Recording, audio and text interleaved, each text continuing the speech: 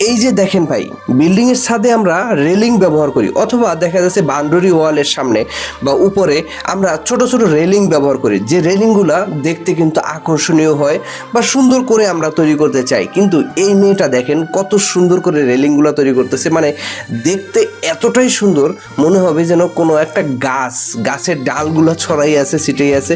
এত সুন্দরভাবে এই রেলিংগুলো তৈরি করবে, সব কিছু সিমেন্ট বালু দিয়েই তৈরি করা হচ্ছে রেলিংগুলো। কিন্তু দেখেন এমন একটা রিয়েল ভাইব দিবে, মনে হবে যে কোনো গাছের ডালগুলো কাইটে সুন্দরভাবে রেলিংটা সেট করা হয়েছে, বা জাস্ট অসাধারণ। দেখেন মানে আপনারা চাইলে কিন্তু এই টেকনিকটা শিখে রাখতে পারেন আপনাদের বাড়ির ছাদে বা বাউন্ডারি ওয়ালের উপরে। যদি আপনারা রেলিং করতে চান, আপনারা এই ভিডিওটা দেখে দেখে করতে পারবেন। ভিডিওটি যদি ভালো লাগে বেশি বেশি করে শেয়ার করে দেবেন। চলুন সম্পূর্ণ ভিডিওটা দেখি।